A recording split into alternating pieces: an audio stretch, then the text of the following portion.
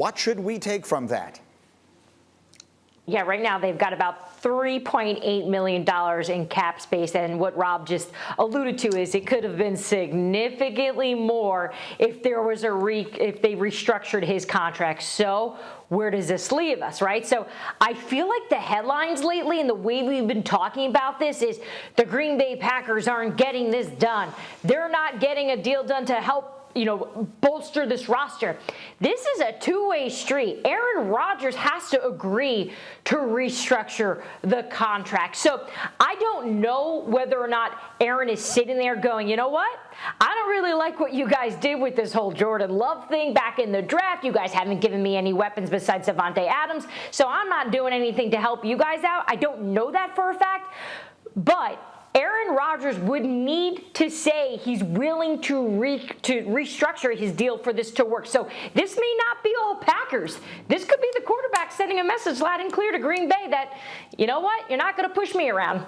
That's exactly right. And if it is, then that would could add up to one more season and done for Aaron Rodgers in Green Bay. That's where you played a lot of your career, Desmond. What do you think? What do you think of the situation with Aaron Rodgers?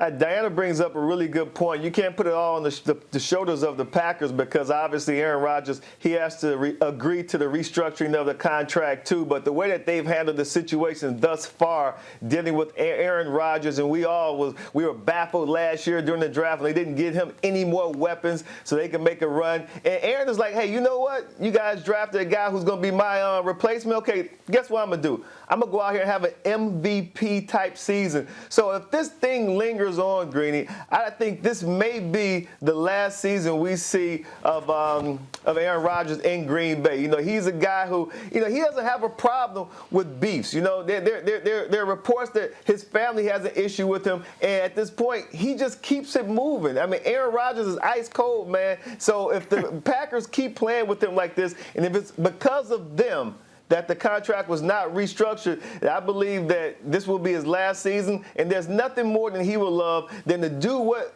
Tom Brady did. Leave the franchise that he's been with all of his career and go somewhere else and stick it to them by winning a Super Bowl. I hear you loud and clear, and that's sort of the way it feels to me. What's it feel like to you, Canty? Yeah, it feels like the end is a lot closer than we all might think it would be, especially with him coming off of an MVP-type season. But when you start to think about what the Packers were trying to do with restructuring the deal, one of the things that teams try to do is restructure to get the cap number down, but they'll also give a player an extension. And the fact that that hasn't been a conversation this offseason actually makes me raise an eyebrow a little bit. It seems like the Packers want to have a year-to-year commitment, whereas Aaron Rodgers wants to be able to dictate when his time in Green Bay is going to be over with. And right now, both of those guys are in exchange in this game of chicken, and nobody's blinking. And the most important piece of it is, and we pointed this out, it's been a decade since Aaron Rodgers and the Packers were in the Super Bowl. And right now we're looking at their primary rival in the NFC, at Tampa Bay, and they just seem to be getting further and further away into the distance. We'll see what winds up happening in the draft. But as currently constituted right now, does Green Bay look like a Super Bowl team to you? Yeah, I think they're a contending team, but I still feel like the Buccaneers are a little bit ahead of them, and that's because the Bucs have made a commitment to Tom Brady. They've gone all in. They've given Tom Brady everything that he wants. They've got 21 out of 22 starters returning from that Super Bowl team, whereas it seems like the Green Bay Packers are trying to be more prudent in terms of how they're managing their cap and their resources. But the one thing that I do know is Aaron Rodgers has the highest cap hit of any player in the NFL. It would seem like if the Packers are having him for a short-term proposition, you would try to put as much talent around him as you possibly can. That's what I say as well. What they are doing is what they tend to do, which is they are looking with one eye on the present and one eye on the future, and Tampa is doing the opposite, and we see the result. Thank you for watching ESPN on YouTube. For live streaming sports and premium content, subscribe to ESPN+.